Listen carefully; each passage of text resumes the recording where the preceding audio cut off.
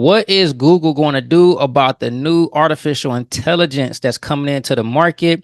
Welcome to the A.B.E.T podcast, where we talk about business, entrepreneurship, and technology. Today, we're going to talk about a video and get into some discussion about Google and artificial intelligence and how they're going to prepare for the shift that's taking place with Google. A lot of people have been describing how Google is not working as well as it used to. You know, they're not getting the clicks through to their websites.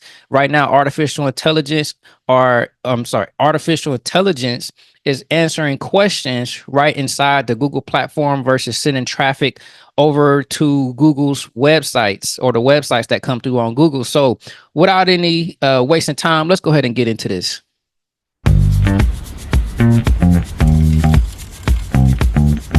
We are in the Plex.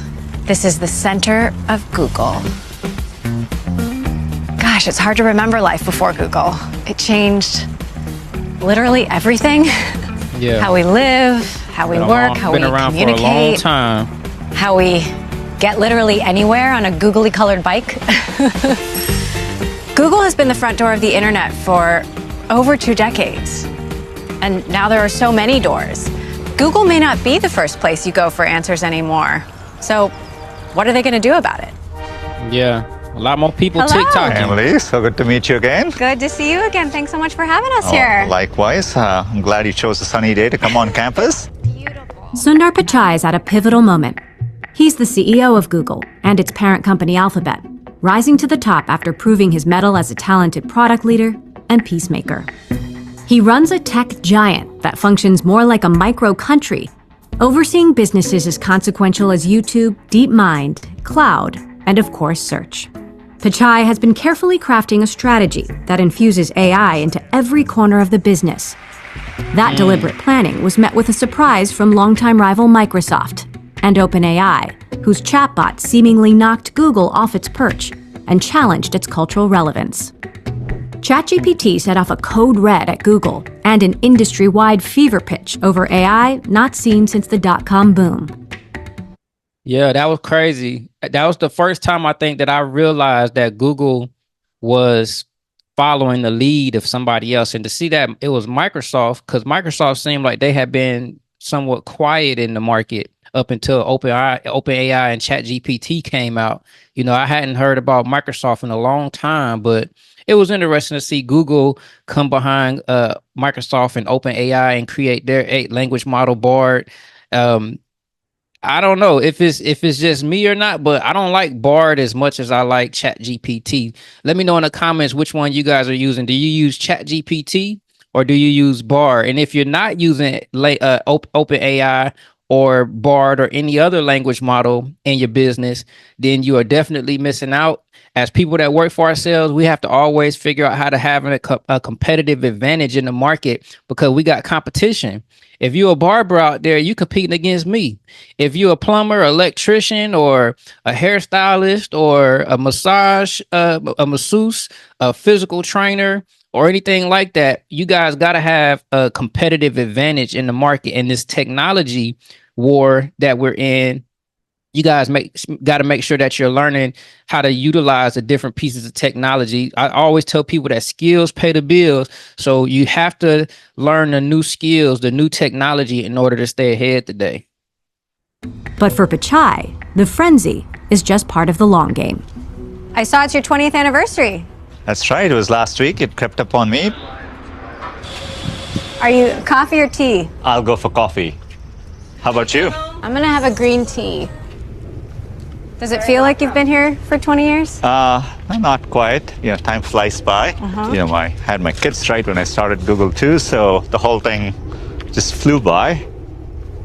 Google is famous for those out-of-the-box job interview questions. Do you remember any of yours? Like, did you have to figure out how many golf balls fit in a school bus or something like that? Thank God, no. I remember very, very clearly.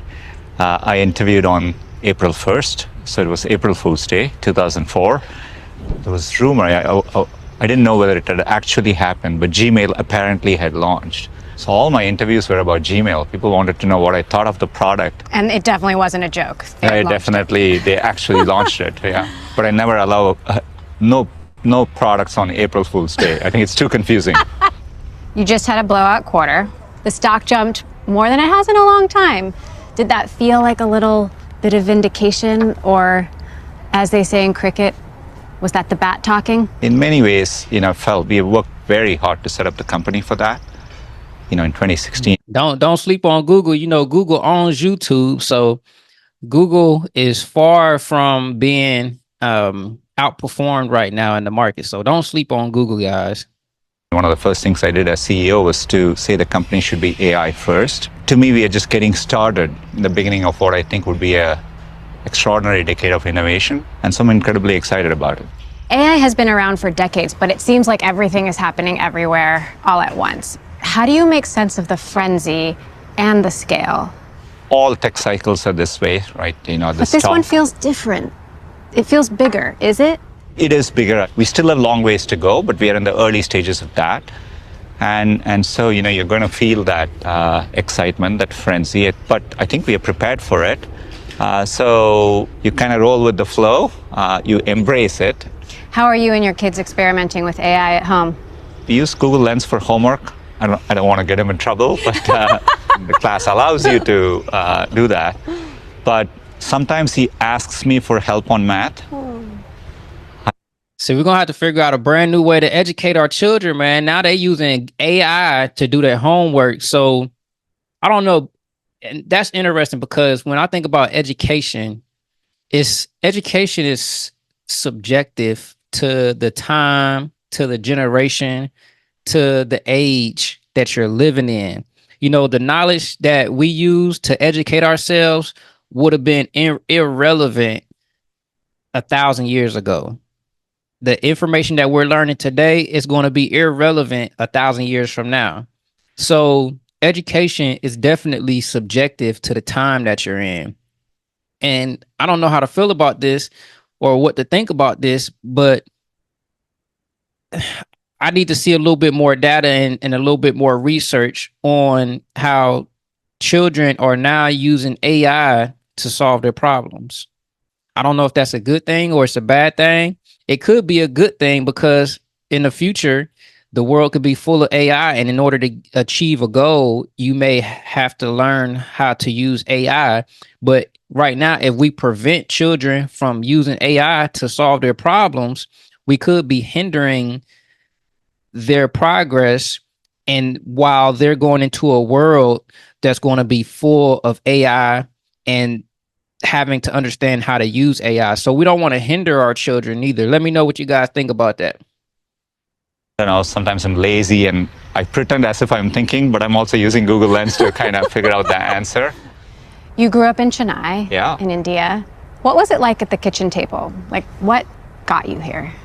My parents always emphasized, learning and knowledge. And it's what, in some ways, Google with its mission, always resonated very deeply with me. I felt this quest for learning, knowledge, etc.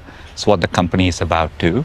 I grew up in a middle-class family. I perceived our life through the arrival of gadgets. We waited 5 years for a telephone. It was a rotary phone. But when it came to our home, it changed everyone's lives. I remember getting our first television and suddenly being able to watch sports. I used to bike a long way to school, but there was no gear in the bike and I had to go uphill. But then after many years, I got a bike with gears and I'm like, wow, this thing what a dramatic difference. I never took technology for granted. And so that's what, always been optimistic about how technology can make a difference. He was taking it You've back been right CEO there. now for a decade. How have you changed in that time? I think the main thing is when you've done it for a while, you get to understand patterns. So you're running into something, but there's a sense of deja vu. You've seen it before. And so I think that helps you kind of pattern match and deal with it more effectively. But a lot of this is, at this scale, you have so much coming at you. There's a lot of noise, and most of it doesn't matter. So the ability to separate the signal from the noise, pay attention to the few things that you need to pay attention to, and I think I've gotten better at that over the years. I heard Sergey is back and working a bit on AI. What is the involvement of Larry and Sergey these days? And And what advice are they giving you?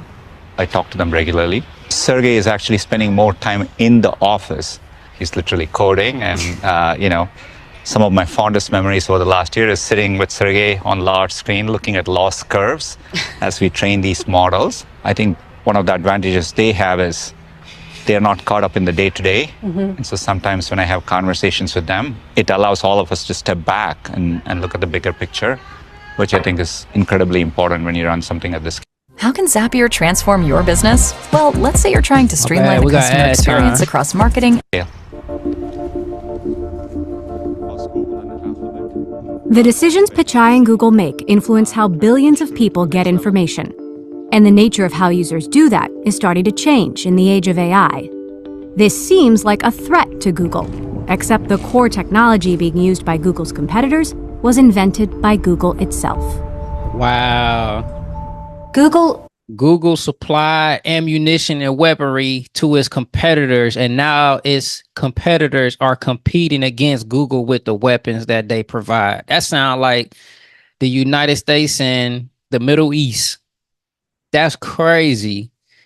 Wow, I didn't know that Google provided that technology out there like that. Researchers invented the transformer, literally the T in GPT. Do you wish you capitalized on that louder and sooner?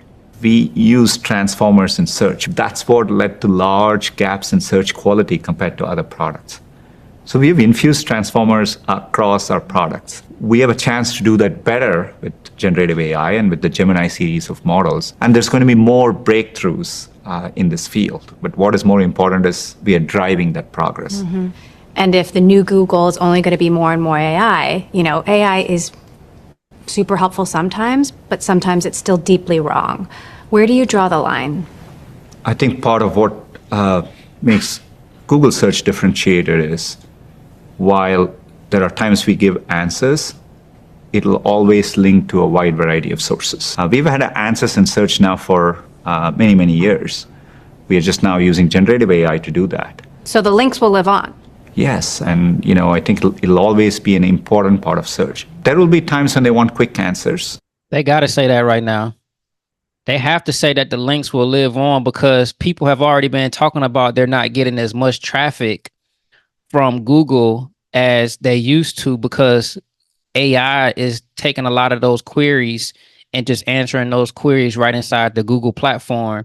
And if advertisers find this out or understand this in a deeper way, or if this continues to persist or to be magnified, that may affect their advertising revenue, or it may affect their business model in some type of way. So I think that he has to say that the links will live on, but we'll see what he continues to talk about. My son is celiac, so we did a quick question to see whether something is gluten-free. We just want to know. But often it leads to more things, and then you want to explore more. I think understanding that, meeting all that needs is part of what makes search unique. Some leading computer scientists have said search is getting worse, more SEO spam, etc. Do you see their point? Anytime there's a transition, you get an explosion of new content, and AI is going to do that. So for us, we would view this as the challenge, and I actually think there'll be people who will struggle to do that, right? So doing that well is what will define a high-quality product, and I think it's going to be the heart of what makes search successful. You make a ton of. And for those of you that work for yourselves or have to utilize Google in order to attract clients to your business, this is important to us because a lot of times we utilize the search engine to bring new exposure to our businesses. I can give you guys one little example. For example, I may take this video here and I may take the transcript and upload it into ChatGPT and say, now take this transcript from this video and convert it into a blog article for me. What I'll do is then I'll take the article from AI and then I'll post that blog up to my blog website and I'll embed this video into that website. So now that the Google search engine will have two pieces of content to identify, to somebody that might be looking for this information. It'll have the written form, and then it'll also have the video form. So I just gave you guys some game, man. Make sure y'all tap into the mastermind community so that we can tap in even more. It's a lot of different techniques and strategies that I can put you guys on with, but that's one information how AI is being utilized to create content, and that's being picked up by Google search engine. And that's what they mean about how some of the content coming up in the search results could be spam or it could be artificial intelligence. And so we'll see how that continues to go. Let's move on. Money on ads next to the links generated by searches. If a chatbot is giving you answers and not links, and maybe more answers than links sometimes, are we in the midst of an assault on Google's business model? So we've That's what I always was found saying. people want choices, including in commercial areas. And that's a fundamental need. And I think we've always been able to balance it. As we are rolling out AI overviews in search, we've been experimenting with ads. And the data we see shows that those fundamental principles will hold true during this phase as well. The images that Gemini initially generated of Asian Nazis and Black founding fathers, you said that was unacceptable. If you look at any pictures of the founding fathers, you're seeing old white men. People are calling this woke AI, and it's not just happening here, it's happening across the industry. How did the model generate something that it never saw? We are a company which serves products to users around the world. And there are generic questions. For example, people come and say, show me images of school teachers or doctors or nurses. We have people asking this query from Indonesia or the US. Right? How do you get it right for our global user base? Obviously, the mistake was that we over-applied, including cases where it should have never applied. So that was the bug, and so we got it wrong. Would you say it's like good intentions gone awry? In this particular case, yes, right. I think we are rightfully held to a high bar. I don't know, man. That's crazy. Racial artificial intelligence bias. That's what he just said. Racial bias in artificial intelligence. That probably goes back to the way that they're programming and educating the AI. They got to be more diverse. But then if they're more diverse, will you always get diverse outputs? Sometimes you want it to be from a specific culture or a specific group of people. So that's you might have to always identify that. Let's give it a little bit more listen. And I think we clearly take responsibility for it, and we're going to get it right. How concerned are you about AI-generated content ruining search? For example, the AI-generated selfie of the tank man in Tiananmen Square. It shows up in Google search results, but it never happened. The challenge for everyone and the opportunity is how do you have a notion of what's objective and real in a world where there's going to be a lot of synthetic content. I think it's part of what will define search in the next decade ahead, right? People often come to Google right away to see whether something they saw somewhere else actually happened. It's a common pattern we see. We are making progress, but it's going to be an ongoing journey, right? You've got AI systems that are running out of training data. You've got companies turning to AI-generated data to train their models. Aren't there risks to that?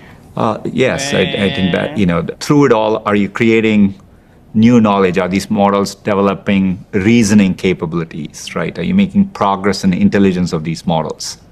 I think those are the frontiers. We need to prove that, you can do that by using these technologies. And that's exactly why they say that China is leading the information war, the data war, because China has so much of the data, and they're saying that Google is actually running out of information to be able to train its artificial intelligence. That's crazy. I didn't know that artificial intelligence can go through so much information to where at one point it'll run out. So this is going to be interesting to see how Google handles the age of AI, how its consumers are going to be impacted with the search engine. If people who have websites, a lot of us that work for ourselves, we have websites. This is going to be interesting to see if our traffic to our websites begin to dwindle down. So if this video resonated with you guys, let me know with a like or a thumbs down. Also, make sure you guys subscribe to the channel, and that will let me know if you guys want to continue to see more content like this. Also, check the description for our mastermind community where you could tap in with me inside of our community and our groups. And as always, I'll see you guys in the next video.